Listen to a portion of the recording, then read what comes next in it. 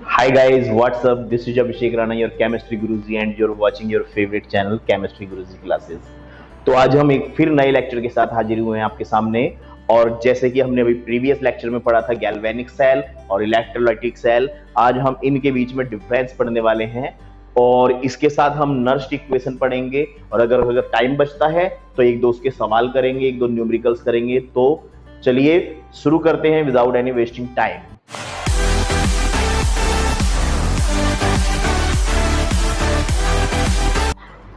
तो आइए बच्चों देखते हैं इलेक्ट्रोलाइटिक सेल और गैल्वेनिक सेल में जो डिफरेंस होते हैं वो कौन कौन से मेजर डिफरेंस होते हैं।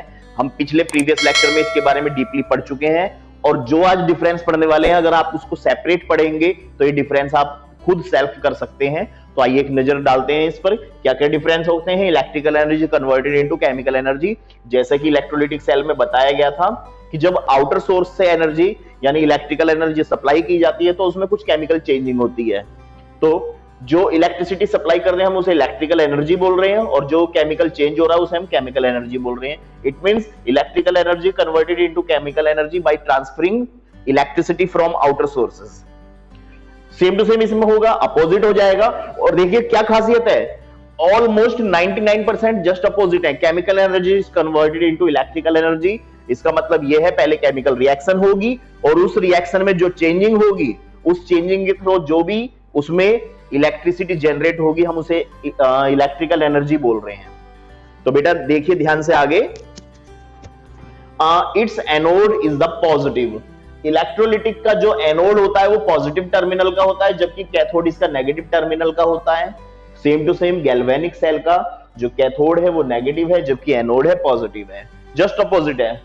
आगे देखते हैं, the ions are released on the both electrodes. इसमें दोनों इलेक्ट्रोड्स जो कि ये रे दोनों इलेक्ट्रोड पॉजिटिव नेगेटिव दोनों में ही इलेक्ट्रॉन आयंस रिलीज होते हैं जबकि उसमें आयंस केवल कैथोड पर रिलीज होते हैं। आगे देखते हैं, does not any required salt bridge. इसमें किसी सॉल्ट ब्रिज की जरूरत नहीं पड़ती है, लेकिन इट रिक्वायर्ड सॉल्ट ब्रिज, उसमें सॉल्ट ब्रिज की जरूरत पड़ती है। अगर सॉल्ट ब्रिज नहीं लगाएंगे तो हमारा सर्किट इनकम्प्लीट रहेगा और आफ्टर दैट समटाइम कुछ समय बाद उसमें इलेक्ट्रिसिटी बननी बंद हो जाएगी। तो इसीलिए हम एक सॉल्ट ब्रिज का यूज करते हैं। लास्ट में है the solution and both electrodes are in the same vessel. इसमें ये बताया गया है कि दोनों इलेक्ट्रोड्स, जो दोनों अलग अलग इलेक्ट्रोड्स हैं वो और जो सॉल्यूशन है वो एक ही बर्तन में लिए जाते हैं। तो इलेक्ट्रोलाइटिक सेल के बीच में तो ये वाली इलेक्ट्रोलाइटिक सेल के बारे में तो ये वाली सारी जानकारी मिल चुकी है। जबकि गैल्वेनिक सेल में क्या होता है, two vessels required for different types of solution. दो अलग अलग वेसल चाहिए दो अलग अलग सॉल्यूशन के लिए। और सबसे मेन बात है दोनों अलग अलग सॉल्यूशन में अलग अलग इलेक्ट्रोड्स डिप करे जाएंगे और जो दोनों इलेक्ट्रोड्स डिप करके उन दोनों को गैल्वेनोमीटर से या मीटर से एम्पियर मीटर से जोड़ देंगे और सर्किट कंप्लीट करने के लिए एक सॉल्ट ब्रिज लगा देंगे। इसे डीपली हम प्रीवियस लेक्चर में पढ़ चुके हैं, इसलिए इसे ज्यादा हम यहाँ डीपली नहीं पढ़ते। तो आइए अब स्टार्ट करते हैं कि सॉल्ट ब्रिज का मेन वर्क क्या होता है। जैसे कि बार बार मैं बता रहा हूं कि सॉल्ट ब्रिज का यूज किस लिए किया जाता है, तो सॉल्ट ब्रिज का क्या वर्क होता है इसको हम एक अलग से पढ़ लेते हैं, क्योंकि पेपर में कभी कभार एक्सप्लेन द वर्किंग प्रोसेस या explain the mechanism of salt bridge in galvanic cell ये टॉपिक आ सकता है। तो आप हेडिंग लगाइए मैकेनिज्म ऑफ सॉल्ट ब्रिज। देखिए सॉल्ट ब्रिज जो होता है, नाम से पता लग रहा है सॉल्ट का मतलब इसमें कोई ना कोई सॉल्ट भरा जाएगा और ब्रिज का मतलब दो अलग अलग इलेक्ट्रोड्स को जोड़ने के लिए एक पुल बनाया जाएगा जिसे हम सॉल्ट ब्रिज बोलेंगे। ये पुल सॉल्ट का होगा। होता कैसा है, ये एक गिलास की ट्यूब होती है। बेटा ध्यान से देखिएगा, मैं इसे एक बेसिक तरीके से बना रहा हूं। ये एक गिलास की ट्यूब है और यहां पर जो इसके पोल्स खुले हुए हैं यहां पर भर दिया जाता है कॉटन वूल्स। कॉटन वूल्स का मतलब बेटा ग्लास वूल्स, कॉटन वूल्स, एक ऐसी चीज भर दी जाती है इसमें ताकि कोई भी सॉल्ट इसमें से डायरेक्ट बाहर ना निकले। और इसके बाद क्या होता है, इसके अंदर हम एक सॉल्ट भरते हैं। लेकिन बेटा एक बात ध्यान से समझ लेना कि सॉल्ट को डायरेक्ट नहीं भरा जाएगा, सॉल्ट में एक अगार अगार जेल होता है, इस जेल को मिलाकर उसके अंदर सॉल्ट भर दिया जाता है।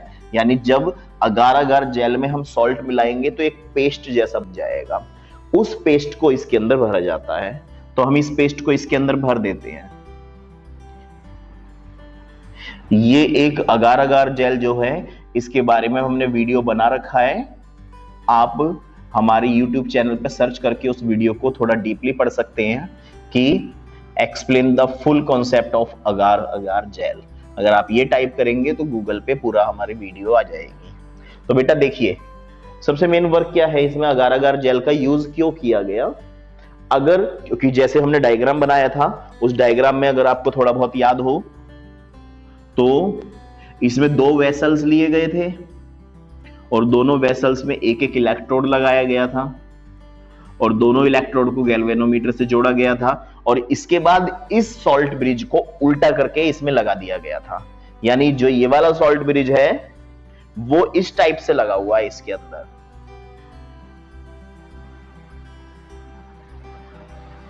तो बेटा जब हम अगर ये वाले रास्ता बंद नहीं करते और इसमें जेल नहीं भरते और अगर हम इसमें सॉल्ट ब्रिज लगा देते तो ये सॉल्ट सीधा सीधा सॉल्यूशन में जाकर गिर जाता। इसीलिए इसमें हमने अगार अगार जेल मिलाया है ताकि वो अपनी जगह पर बना रहे और उसके जो आयंस हैं वो प्रॉपर वर्क करेंगे। अब करना क्या है, देखिए सबसे पहले सॉल्ट ब्रिज में क्या बताया था, ये गिलास ट्यूब होती है, गिलास ट्यूब होती है, उसके अंदर हमने अगार अगार जेल और प्लस एक सॉल्ट मिला दिया, उसमें अगार अगार जेल और एक सॉल्ट मिला दिया और उसको कनेक्ट कर दिया दो अलग अलग इलेक्ट्रोड से। अब इस सॉल्ट ब्रिज को लगाने का मेन फंक्शन क्या है, इसका मेन लगाने का काम क्या है, इसको लगाने से बेनिफिट क्या मिलेगा। तो बेटा जब मैंने अभी टॉपिक जो तुम्हारा पढ़ाया था गैल्वेनिक सेल, उस सेल में आपको यह बात बताई थी मैंने कि अगर सॉल्ट ब्रिज नहीं लगाया जाएगा तो सर्किट इनकम्प्लीट रहेगा और सर्किट अगर इनकम्प्लीट है तो उससे क्या हमें लॉस होगा। इतना पूरा सेटअप बनाने के बाद, ये पूरा गैल्वेनिक सेल का डैनियल सेल का सेटअप बनाने के बाद कुछ देर तक रिएक्शन होगी और हमें इलेक्ट्रिसिटी मिलती रहेगी और जैसे ही जब एक्स्ट्रा आयंस उसमें बन जाएंगे तो इलेक्ट्रिसिटी बननी बंद हो जाएगी। उस वक्त सॉल्ट ब्रिज उन एक्स्ट्रा आयंस को न्यूट्रलाइज करने का वर्क करेगा। अगर पॉजिटिव आयन एक्स्ट्रा बन रहे हैं तो सॉल्ट ब्रिज के अंदर पाया जाने वाला उसका नेगेटिव पोर्शन उस पॉजिटिव पार्टिकल्स को न्यूट्रलाइज कर देगा और सॉल्ट ब्रिज का पॉजिटिव पार्टिकल्स दूसरे टर्मिनल के नेगेटिव पार्टिकल्स को न्यूट्रलाइज कर देगा। तो इसका मतलब यह है सॉल्ट ब्रिज का मेन वर्क क्या है, मेन फंक्शन क्या है, सर्किट को कंप्लीट करना और रिएक्शन को प्रॉपर वे में चलाते रहना और जो एक्स्ट्रा आयंस है उन्हें न्यूट्रलाइज करना। तो ये सिंपल हमारी प्रॉपर्टीज थी सॉल्ट ब्रिज की, किस लिए लगाया जाता है, इसका क्या क्या काम होता है, वो अब हम नर्स्ट इक्वेशन में थोड़ा सा डीपली पढ़ेंगे। तो बेटा आपको अगर क्लियर हो चुका है तो आप इसका स्क्रीनशॉट ले लीजिए और हेडिंग लगाइए नर्स्ट इक्वेशन, जिसके बारे में हम प्रीवियस 3 लेक्चर से बात करते आ रहे हैं, बहुत ही ज्यादा इंपॉर्टेंट है। तो बच्चों टॉपिक स्टार्ट हो रहा है नर्स्ट इक्वेशन और नर्स्ट इक्वेशन में हम पढ़ने वाले हैं नर्स्ट इक्वेशन का डेरिवेशन, नर्स्ट इक्वेशन के एप्लीकेशंस और नर्स्ट इक्वेशन के न्यूमेरिकल्स। बहुत ही ज्यादा इंपॉर्टेंट न्यूमेरिकल्स हैं, इवन बोर्ड क्लास के लिए नहीं, कॉम्पिटिटिव एग्जाम के लिए भी बहुत ज्यादा इंपॉर्टेंट है। तो नेट, गेट और जेई नीट के लिए बहुत ज्यादा इंपॉर्टेंट है। अब हम स्टार्ट करने वाले हैं नर्स्ट इक्वेशन। स्टार्ट करते हैं डेफिनेशन। नर्स्ट इक्वेशन होती क्या है, एक सिंपल इक्वेशन है, नर्स्ट वैज्ञानिक ने बताया था, नर्स्ट साइंटिस्ट ने एक इक्वेशन दी थी, एक रिलेशनशिप दिया था। कौन सा रिलेशनशिप था, यानी कि डेफिनेशन यहां से बनती है बेटा, यहां से बनती है those equation which explain the relationship, those equations which explain the relationship between electrodes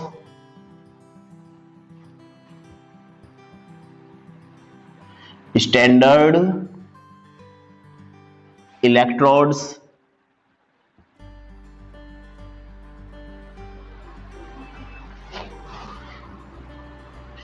and temperature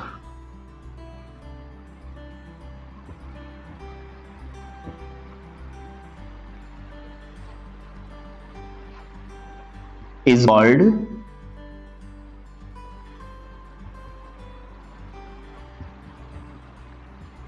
nursed equation, यानी एक ऐसी इक्वेशन जो इलेक्ट्रोड, स्टैंडर्ड इलेक्ट्रोड और टेम्परेचर के बीच में एक रिलेशनशिप जनरेट करती है।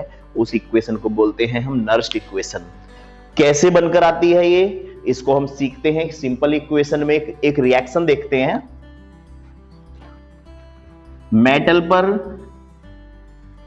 n पॉजिटिव चार्ज है, इसने n इलेक्ट्रॉन्स ले लिए और ये मेटल बन गई सॉलिड। ये मेटल बन गई सॉलिड, ठीक है बेटा।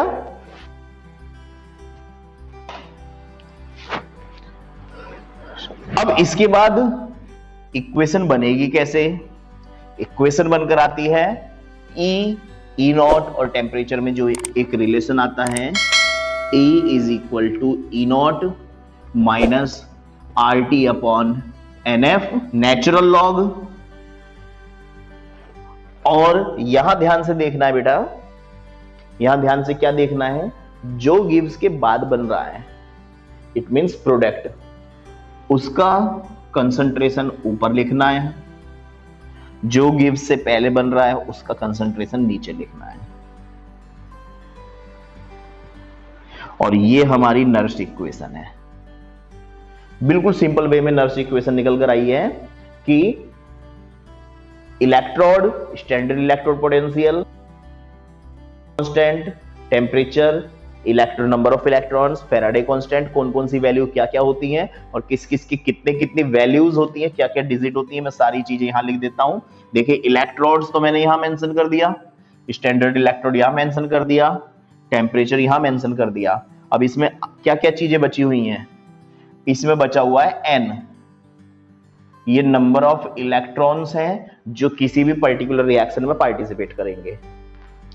f हमारा होता है फैराडे कांस्टेंट, फैराडे कांस्टेंट जिसकी वैल्यू 96500 कूलॉम ली जाती है। इसके बाद R 8.314, ये कांस्टेंट वैल्यू है, ये लिया जाता है। जो Ln है वो हमारा नेचुरल लॉग है, जो कि लॉग बेस ई भी कहलाता है, जो कि लॉग बेस ई भी कहलाता है। तो इसे थोड़ा सा और डीपली पढ़ते हैं।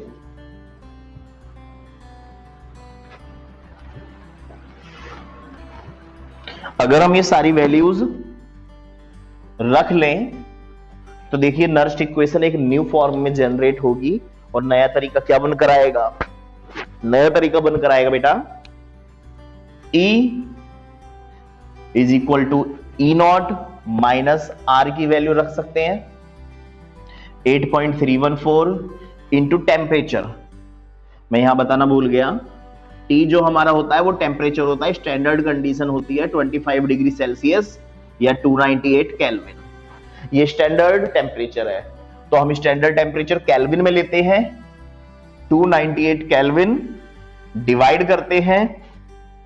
इस इक्वेशन में इलेक्ट्रॉन्स कितने हैं? n, तो n की जगह n रख लेते हैं इंटू f, फैराडे कांस्टेंट है 96500 और बेटा यहां पर ln नेचुरल लॉग है। और एक बात मैं यहां बता देता हूं आपको, जो लॉग बेस e होता है वो 2.303 लॉग बेस 10 के बराबर होता है। इट मींस जो नेचुरल लॉग है वो सिंपल लॉग का 2.303 टाइम्स मल्टीपल होता है।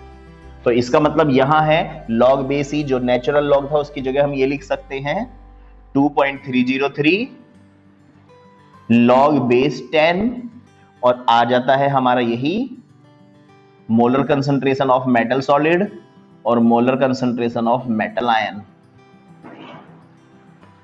ये सारी वैल्यूज निकल कर आई हैं। अब बेटा देखिए मैंने क्या बताया, मैं अंडरलाइन करके बता देता हूं आपको कि जिसके नीचे मैं अंडरलाइन कर रहा हूं ये कांस्टेंट है, ये कांस्टेंट है, ये कांस्टेंट है और ये कांस्टेंट है। इसका मतलब इन तीनों और ये जो चौथी डिजिट है ये हर रिएक्शन में, हर इक्वेशन में सेम रहने वाली है, इसमें कभी चेंजिंग नहीं आती। तो इसका मतलब ये है कि हम इसकी मल्टीप्लाई करके इससे डिवाइड कर लेते हैं और हर बार सेम आंसर आएगा। और वो सेम आंसर आप याद कर लीजिए कि 0.0591 अपॉन n। इसका मतलब इन तीनों की मल्टीप्लाई करके इससे डिवाइड करेंगे तो ये आएगा 0.0591 और n तो हमेशा बटे में रहेगा ही, और log बेस 10 मेटल सॉलिड और मेटल आयन सॉरी, ये इक्वेशन बनकर आ गई है और मैं इसे रफ कर देता हूं। आगे देखते हैं। एक बात पता होनी चाहिए कि सॉलिड का कंसंट्रेशन हमेशा 1 होता है। किसी भी सॉलिड का कंसंट्रेशन लिया जाएगा वो हमेशा 1 होगा। तो इसका मतलब ये आ जाएगा हमारा E is equal to E naught minus 0.0591 divided by n log base 10 और 1 अपॉन मेटल आयन कंसंट्रेशन। ये इक्वेशन आ चुकी है हमारी, जो हमने पर्टिकुलर एक इक्वेशन ली थी उसके लिए। और यहां पर एक बात समझ लीजिए, जो ई नॉट की वैल्यू निकालने के लिए यानी स्टैंडर्ड इलेक्ट्रोड पोटेंशियल निकालने के लिए एक फॉर्मूला होता है E naught red minus E naught ox. इसका मतलब जिस सब्सटेंस का, जिस केमिकल का हमारा रिडक्शन होगा उसके स्टैंडर्ड इलेक्ट्रोड पोटेंशियल में से ऑक्सीडेशन का स्टैंडर्ड इलेक्ट्रोड पोटेंशियल घटा देंगे तो हमारा निकल कर आएगा standard potential. Standard electrode potential उसकी वैल्यू यहां रख लेंगे और तब हमारा जब क्वेश्चन सॉल्व करेंगे तो हमारा पूरा पूरा आंसर आएगा। देखिए मैं सेम क्वेश्चन एक इक्वेशन से सॉल्व करके बताता हूं। रिएक्शन है, रिएक्शन क्या है, सेल नोटेशन लिखता हूं मैं एक सेल नोटेशन, जैसे मैंने अभी प्रीवियस लेक्चर में पढ़ाया था आपको। Fe फेज बाउंड्री Fe3 और salt bridge Cu double Cu, ये हमारी रिएक्शन है। बेटा इस रिएक्शन को अगर हम नर्स्ट इक्वेशन में कन्वर्ट कर दें तो कैसे बनकर आएगा, इसको करने की मैंने एक ट्रिक बताई थी, एबीसी मीडियम। ये एनोड है, ये एक ब्रिज है और ये कैथोड है। लोन ट्रिक याद है बेटा, लेफ्ट में ऑक्सीडेशन होता है और उसका एनोड नेगेटिव होता है, इसका मतलब ये एनोड है एबीसी। तो मेन रिएक्शन हमारी ये निकल कर आई E is equal to E naught. लेकिन इसको करने से पहले एक बात समझ लेते हैं, करने से पहले ये बात समझते हैं, इसमें +3 है जबकि इसमें +2 है। पहले इन चार्ज को बराबर कर लेते हैं। चार्ज को बराबर करने के लिए इसमें हमने 2 से मल्टीप्लाई करी, इसमें हमने 3 से मल्टीप्लाई करी। ठीक है बेटा, अब आगे करना क्या है, देखिए रिएक्शन बनती है हमारी E is equal to E naught minus 0.0591 upon n।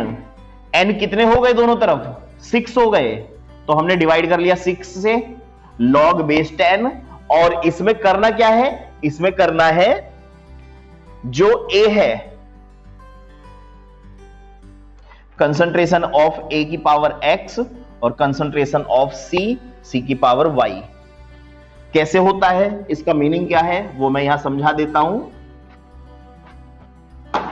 यहां पर x और y वो है जो हमने मल्टीप्लाई करी है, लेफ्ट साइड x मान लिया, यहां y मान लिया। तो यहां कितने से मल्टीप्लाई करी थी, 2 से। यहां कितने से मल्टीप्लाई करी थी, 3 से।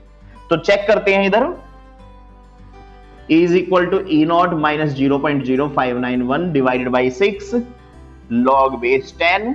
और A हमारा इस साइड है, और मैंने अभी बताया था सॉलिड का कंसंट्रेशन मैंने यही बताया था कि हमेशा एक होता है तो सॉलिड नहीं लेना, आयन लेना है। और आयन हमारा क्या है, Fe+3। और Fe में कितने से मल्टीप्लाई करिए, 2 से। डिवाइड कर लेते हैं, यहां लेना है सी हमारा है ये, सॉलिड का कंसंट्रेशन 0 होगा तो यहां लेना है Cu डबल पॉजिटिव, और Cu डबल पॉजिटिव में कितने से मल्टीप्लाई करी थी? 3 से, तो हमारी रिएक्शन सॉल्व हो गई है। बहुत इजी तरीके से बेटा कोई भी रिएक्शन सॉल्व कर सकते हैं। अभी आप इसे नोट करिए, मैं 1-2 क्वेश्चन और कराता हूं।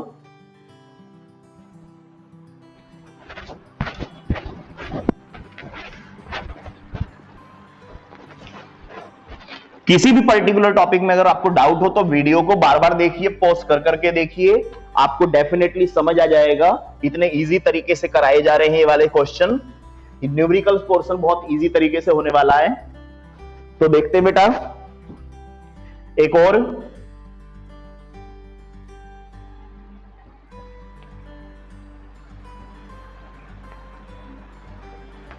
रिएक्शन है ये ए, ये बी, ये सी, एनोड, ब्रिज और हमारा कैथोड। यहां पर 2 चार्ज है, यहां पर 2 चार्ज है, इसका मतलब n बराबर तो 2 आ गया, कोई फर्क नहीं पड़ा। और रिएक्शन है कि E degree, sorry E is equal to E naught minus 0.0591 upon n log base 10 A की पावर x और C की पावर y। ठीक है, यहां पर देख लेते हैं, E is equal to E naught minus 0.0591 upon n की जगह 2 रख लिया, लॉग बेस 10 A हमारा यह है, जिंक का कंसंट्रेशन नहीं लेना है तो Zn डबल पॉजिटिव, और ये अगर दोनों तरफ बराबर है तो इसका मतलब कोई फर्क नहीं पड़ने वाला, तो एक्स वाई की वैल्यू हमेशा 1 हो जाएगी। और डिवाइड बाय सी में Cu डबल पॉजिटिव है, तो हमारा ये रिएक्शन निकल कर आई है। इसे जहां वैल्यू दी जाएंगी, E नॉट की वैल्यू दी जाएगी और इनकी वैल्यू दी जाएगी, न्यूमेरिकल सॉल्व हो जाएगा। एक क्वेश्चन और देखते हैं। क्वेश्चन लेते हैं